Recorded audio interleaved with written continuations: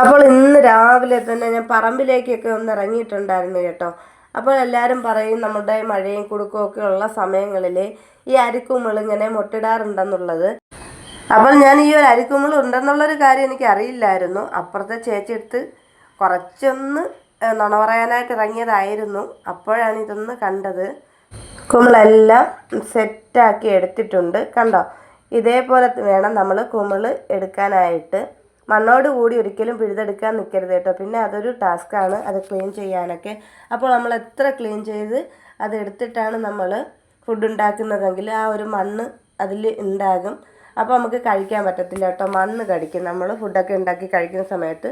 അപ്പോൾ പറിച്ചെടുക്കുമ്പോഴത്തേക്കും കുറച്ച് അതിൻ്റെ മണ്ണിൻ്റെ മുകളിൽ വെച്ചിട്ട് അതിൻ്റെ തണ്ട് ഇറുത്തെടുക്കാനായിട്ട് ശ്രദ്ധിക്കണം. അപ്പോൾ നമുക്ക് ക്ലീൻ ചെയ്യാനും ബുദ്ധിമുട്ടുണ്ടാകില്ല, മണ്ണിൻ്റെ അംശം ഒന്നും ഉണ്ടാകില്ല കേട്ടോ. അപ്പോൾ ഈ അരികുമിളെന്ന് പറയുമ്പോഴത്തേക്ക് എനിക്ക് വല്ലാത്തൊരു കൊതിയാണ്. എവിടെ കണ്ടാലും ഞാൻ പറിച്ചെടുക്കും കേട്ടോ.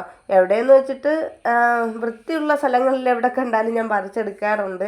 എനിക്ക് അത്രയ്ക്ക് ഇഷ്ടമുള്ളൊരു സാധനമാണ് കേട്ടോ. പക്ഷേ നമ്മൾ പാക്കറ്റിൽ നിന്നൊക്കെ മേടിക്കാറുണ്ട്. അത് അത്രയ്ക്ക് ടേസ്റ്റ്, ഇതിൻ്റെ അത്ര ടേസ്റ്റ് കിട്ടത്തില്ല. ഇത് വല്ലാത്തൊരു ഫീലിംഗ് ആണ് ഇത് കഴിക്കുമ്പോഴത്തേക്കും. അത്ര എനിക്കിഷ്ടമുള്ളൊരു സംഭവമാണ് ഇതാ. അപ്പോൾ ഞാൻ അതൊക്കെ കഴുകി വൃത്തിയാക്കി എടുത്തിട്ടുണ്ട്. ഇനി ഞാൻ ഇതിലേക്ക് സവാള ചേർത്ത് കൊടുക്കുന്നുണ്ട്. സവാള ചേർക്കുന്നതിന് പകരം കുഞ്ഞുള്ളി ആണെങ്കിൽ ഇത്തിരി കൂടി ടേസ്റ്റ് കൂടുതലാട്ടോ.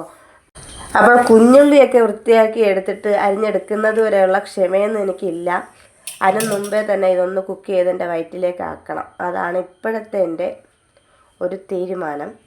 അപ്പം ഞാൻ എന്താ സവാളയും പച്ചമുളകൊക്കെ അരിഞ്ഞിട്ട് ഒരു ചട്ടി ചൂടാക്കി അതിലേക്ക് എണ്ണയും കടുകും ഒക്കെ ഇട്ടൊന്ന് പൊട്ടിച്ച് കൊടുത്തതിന് ശേഷം നമ്മൾ അരിഞ്ഞു വെച്ചിട്ടുണ്ടായിരുന്ന സവാളയും പച്ചമുളകും കറിവേപ്പിലയൊക്കെ നല്ലതുപോലെ ഒന്ന് വഴറ്റി കൊടുത്തിട്ടുണ്ട്. ഇനി ഞാൻ ഇതിലേക്ക് റെഡിയാക്കി വെച്ചിട്ടുള്ള നമ്മുടെ കുമിൾ കൂടി ഇട്ട് കൊടുക്കുവാണ് കേട്ടോ. അപ്പോൾ കുമിൾ ഇട്ട് കൊടുത്തപ്പോഴത്തേക്കും ഒരു ചട്ടി കുമിളുണ്ടായിരുന്നു. കുമിൾ ചട്ടിയുടെ പുറത്തേക്ക് ഇങ്ങനെ കവിയുന്ന രീതിയിലാണ് നിന്നത് കേട്ടോ. കവിഞ്ഞു പോകുമെന്ന് വിചാരിച്ച്. പക്ഷേ ഇതൊന്ന് വാടിയപ്പോഴത്തേക്കും കുമിൾ ഒരു തിപ്പൂലായിപ്പോയി കേട്ടോ. ഇനി ഇത് ചുരുങ്ങിപ്പോവും. കുമിളാണ്, കുമിൾ വാടിപ്പോവും, തിപ്പൂലേ ഉണ്ടാകുള്ളൂ കേട്ടോ. അങ്ങനെ ഞാനിവിടെ കുമിൾ മെഴുക്ക് പുരട്ടാനൊക്കെ വെച്ചു. അപ്പോൾ കുമിളിൻ്റെ അകത്തേക്ക് വെള്ളം ഒരുപാടുള്ള സാധനമാണ്.